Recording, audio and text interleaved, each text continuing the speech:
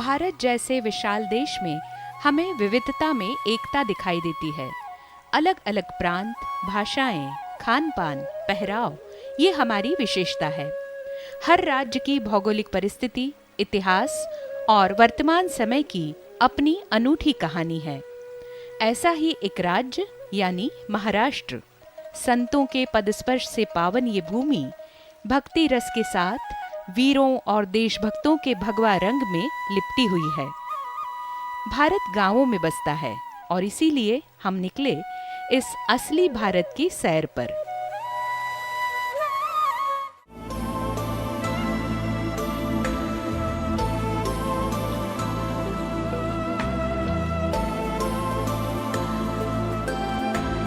पुणे शहर के शनिवारवाड़ा, मंडई, दगड़ूशेठ गणपति का दर्शन करते हुए अब हम आ पहुंचे हैं रांजणगांव महागणपति के द्वार पर।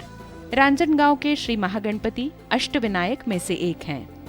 प्रथम पूजनीय श्री गणपति के आशीर्वाद के साथ हम चल पड़े अहमदनगर की ओर।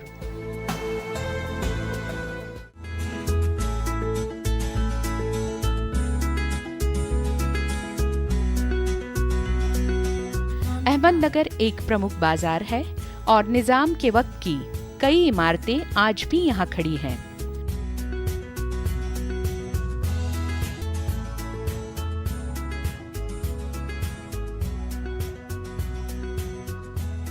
घाट रास्ते से प्रसिद्ध देवस्थान शनि शिंगणापुर पहुंचे और यहाँ से आगे दक्षिण गंगा यानी पावन गोदावरी नदी के तट पर हमें दिखाई दिया वास्तुकला का एक सुंदर नमूना, पुरातन शिव मंदिर।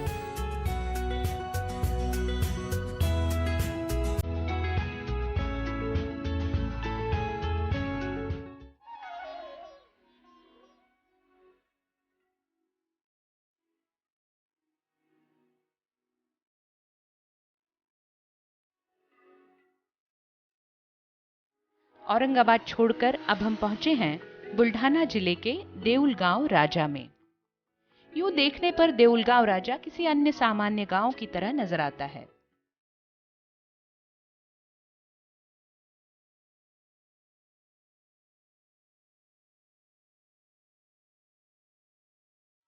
गांव में पुरातन बालाजी महाराज का मंदिर है, जिसके बारे में शिवचरित्र इस ग्रंथ में शिवाजी महाराज द्वारा इस मंदिर में किए गए दान का जिक्र है। इस मंदिर में चंपा षष्ठी का उत्सव बड़ी ही धूमधाम से मनाया जाता है।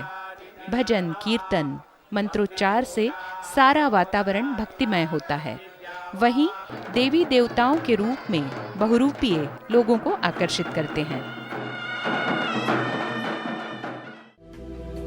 आम दिखने वाला ये गांव आज भारत के नक्शे में अपनी खास पहचान बना रहा है।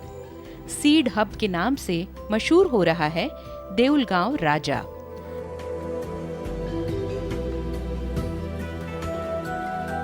हम सभी जानते हैं कि अच्छे फल के लिए स्वस्थ बीज का होना आवश्यक है।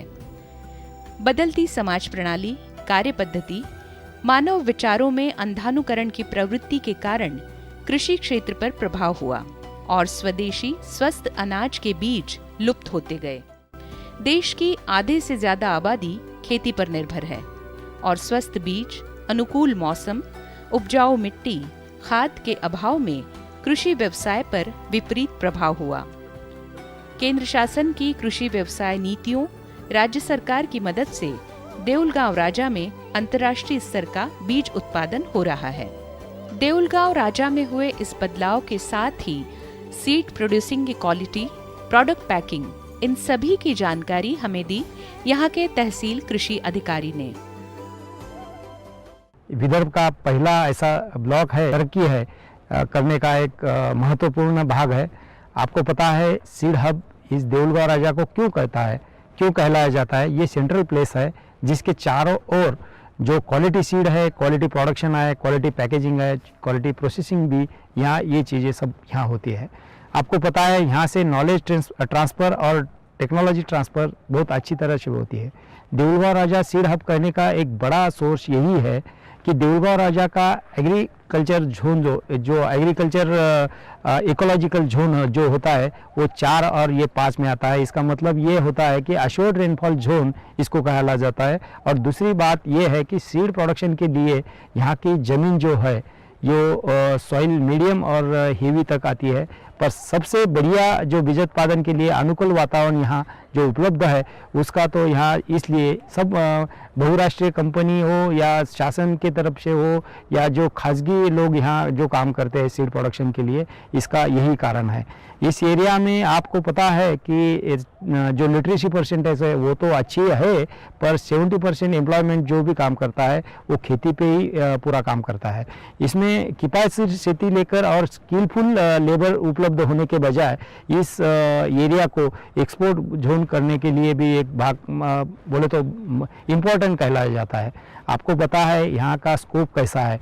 बीजोत्पादन किसान की एडिशनल इनकम के लिए ये मुहैया कराया जाता है। आपको पता है रोजगार निर्मित होती है, एम्प्लॉयमेंट जनरेशन जो आप कहते हैं ना, इससे बढ़िया होता है। नई तकनीकी किसानों तक जाती है और नेशनल फूड सिक्योरिटी का योगदान का जो बहुमूल्य अंग है यहाँ से होता है।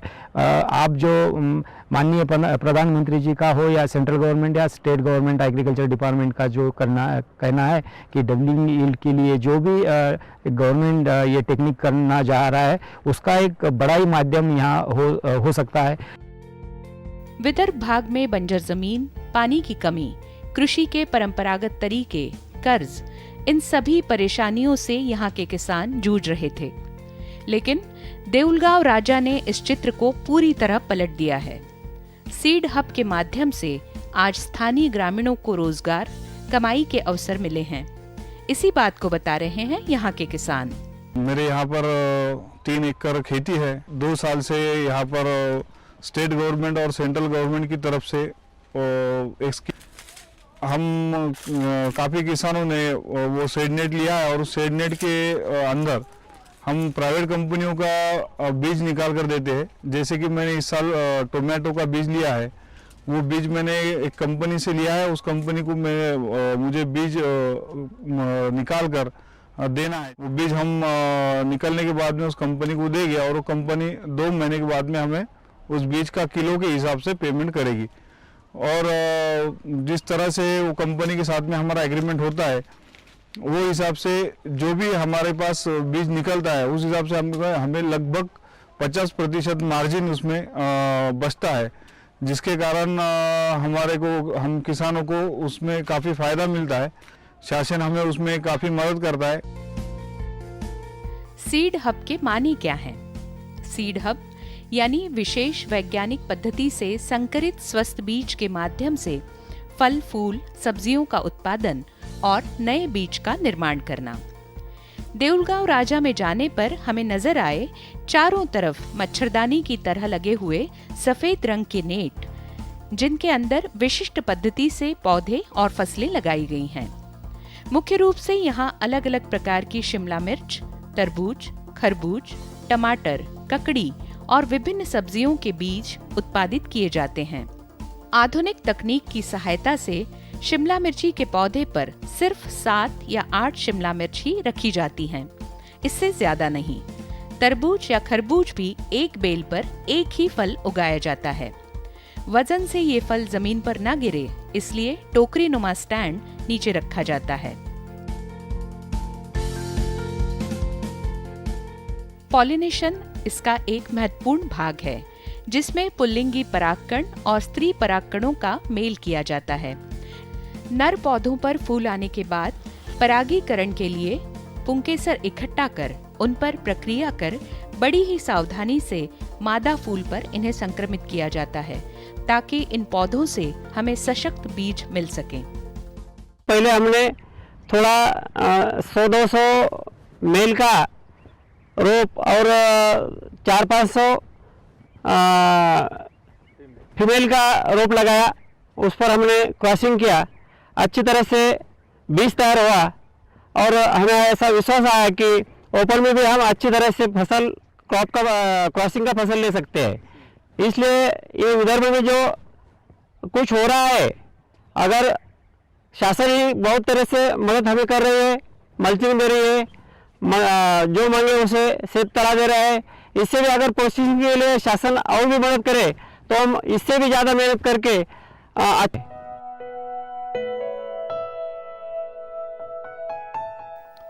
टमाटर को सहारा देने के लिए बांस लगाए जाते हैं।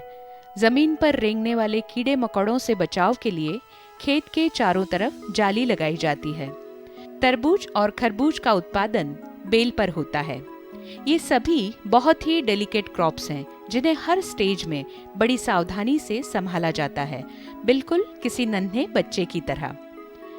गर्मी या तापमान वृद्धि से बचाने के लिए हरितगृह बनाए गए हैं। सूखे की मार झेलने वाले इस प्रदेश में सरकारी उपाय योजनाओं के तहत खेत तालाब बनाए गए हैं ताकि फसलों को समय पर पानी मिल सके। कृषि अधिकारियों द्वारा किसानों को नई तकनीक, नए उत्पादों की जानकारी और प्रशिक्षण दिया जाता है। आज इस गांव के किसान बेहद संतुष्ट हैं।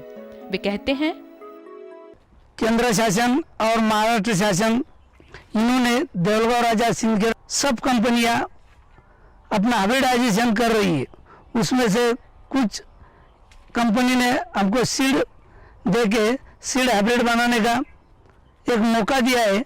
उससे हमने एक चिली का प्लॉट लिया है। वो ब्लैक पेपर चिली बोल के है, उसने हमने लगा दिया और लगाने के बाद अभी वो सीड रेडी हो रहा है।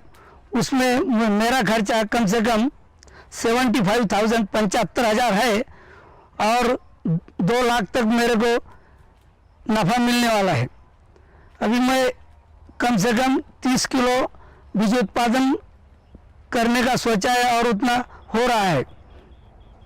उसके बाद शासन हमें नेट और शेड नेट ये दोनों भी दे रहे हैं। जब हम पारंपरिक खेती करते थे तो हमें कुछ नहीं, गेहूँ, ज्वार, बाजरी यही मिलता था। उससे मार्केट में कोई ज़्यादा वैल्यू नहीं था, जो कि कम से कम 15-16 हज़ार का ऊपर हमारा खर्चा बढ़ता नहीं था। इसीलिए ये पुराना तकनीक छोड़ के नया तकनीक शुरू कर दिया।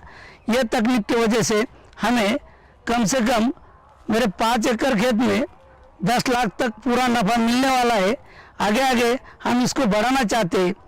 टिश्यू कल्चर यानी पौधे के किसी भी विशिष्ट भाग से उसका नया पौधा तैयार किया जा सकता है। इस तरह वैज्ञानिक पद्धति का उपयोग कर निर्मित वनस्पति या पौधे सशक्त और अधिक उत्पादन क्षमता वाले होते हैं। अत्यधिक सावधानी और निगरानी पूर्वक टिश्यू कल्चर द्वारा तैयार ये पौधे कीड़े मकोड़ों से विरहित और भरपूर फसल देने वाले होते हैं। ईश्वत बायोटेक ये कंपनी टिश्यू कल्चर द्वारा तैयार पौधे किसानों को देती है, जिससे उत्पादन बढ़ता है और किसानों को आर्थिक लाभ होता है। जब से सेंट्रल गवर्नमेंट ऑफ इंडिया ने देऊलगांव राजा सीड हब डिक्लेयर किया, ये सीड हब डिक्लेयर करने का पिछले 4 साल से चल रहा है, तब इलाके में मैं जाके कुछ एम्प्लॉयमेंट जनरेशन करूँ, फार्मर को हेल्प करूँ, इसलिए हमने ईश्वत बायोटेक प्राइवेट लिमिटेड नाम का ऑर्गेनाइजेशन शुरू किया। 2014 में हमने ये ऑर्गेनाइजेशन चालू किया और देखते देखते इस ऑर्गेनाइजेशन में हमने जो 4 लोगों से चालू किया, 400 लोग इस ऑर्गेनाइजेशन में काम कर रहे हैं। और सबसे इम्पोर्टेंट बात यह है कि इस एरिया में जब हमने प्लांट टिश्यू कल्चर इंडस्ट्री में काम करना चालू कर दिया, बाद में हमें इस इंडस्ट्री को जब हमने चालू किया तो हमको पता चला कि यहाँ पे वुमेन एम्पावरमेंट डेवलपमेंट के लिए हम क्या कर सकते हैं। तो आज मैं प्राउडली कहना चाहता हूँ कि ईश्वत बायोटेक में मोर देन 90% जो वुमेन एम्पावरमेंट है, उसमें भी हमने रिजर्वेशन रखा है। उस रिजर्वेशन में बेसिकली हमने जो 10% एम्प्लॉयमेंट है वो हम लोग विडो वुमेन्स को देते हैं, 10% जो है फार्मर सुसाइड केसेस में देते हैं, 5% हैंडीकैप वुमन को देते हैं। तो ये सब कुछ चल रहा है और मुझे लगता है कि आने वाले समय में एक बड़ा एक स्टेप होगा इस एरिया के लिए, जो एक मॉडल बन के आगे चलेगा।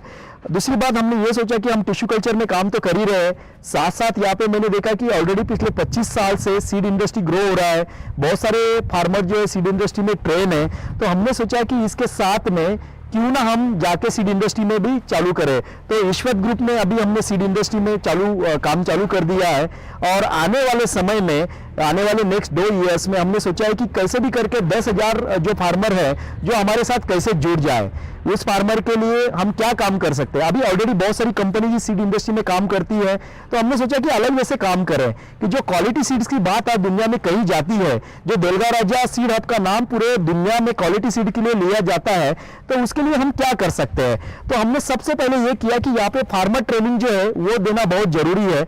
जो अभी भी फार्मर जो है कि लैक ऑफ द ट्रेनिंग की वजह से जो क्वालिटी सीड प्रोडक्शन होना चाहिए वो नहीं होता है। नंबर 2 जो है, जो सीड प्रोडक्शन इंडोर होता है, जो पॉलीहाउस में होता है, ग्रीन हाउस में होता है, शेड नेट में होता है, उसका क्वालिटी क्या रहना चाहिए, उसको हम किस लेवल पे लेके जा सकते हैं हाईटेक टेक्नोलॉजी का, वो एक है। और सबसे इंपॉर्टेंट बात है यहाँ पे जो लेबर इस इंडस्ट्री में काम कर रही है, तो उनको किस तरीके से काम करना चाहिए जिससे उनका सीड प्रोडक्शन का यील्ड बढ़े और साथ ही साथ में इकोनॉमिकली फार्मर की ग्रोथ हो जाए। सीड हब में फल तैयार होने के बाद उसमें से बीज निकाले जाते हैं। इस प्रक्रिया को आइए देखते हैं। टमाटर मशीन में से होकर इस ड्रम में बीज इकट्ठा होते हैं, वेस्टेज बाहर डाला जाता है। अब इन बीजों को जालीदार थैलियों में भरकर छांव में सुखाया जाता है। इसी तरह बाकी फलों के बीज निकालकर तैयार किए जाते हैं।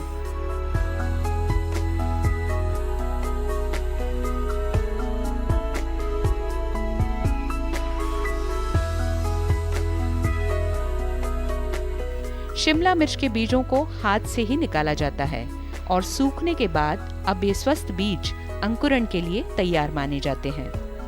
अंतर्राष्ट्रीय कंपनियां जो इस व्यवसाय में संलग्न हैं, समय समय पर किसानों को बीज बुआई से लेकर उसके सॉर्टिंग तक का तकनीकी मार्गदर्शन देती हैं। किसानों के साथ हुए कॉन्ट्रैक्ट के अनुसार यही कंपनियां इन्हें बीज उपलब्ध करवाती हैं और उनके उत्पाद खरीदती भी हैं। इसके बाद आगे की प्रक्रिया कंपनी द्वारा की जाती है। बीज पर एक विशिष्ट प्रक्रिया ग्रेडिंग, एक एक दाना चेक होता है। स्वच्छ वातावरण में वैज्ञानिक तरीके से इसका पैकिंग किया जाता है और सीड बॉक्स मार्केट में भेजे जाते हैं।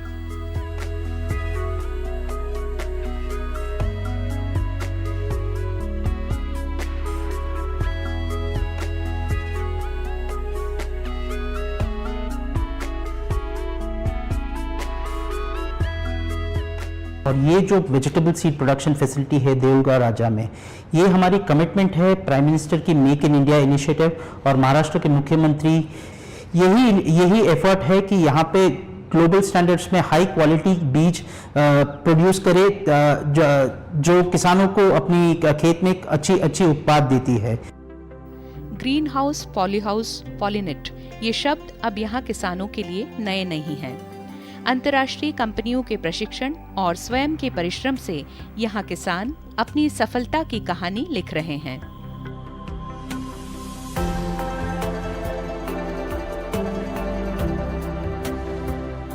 रोजगार, आर्थिक लाभ, नई तकनीक से परिचय, ये सभी बातें किसानों के सुखी भविष्य की नींव हैं। फलता फूलता वृक्ष बीज के स्वस्थ होने का प्रमाण होता है और आज यहाँ का किसान दूसरों के लिए एक मिसाल बना है। प्रगति और खुशहाली की ओर बढ़ते ये कदम भारत की मजबूती, आर्थिक और सामाजिक उन्नति के प्रतीक हैं। मन में हिम्मत हो तो बंजर में भी हो हरियाली, मेहनत और लगन से ही जीवन में आती खुशहाली।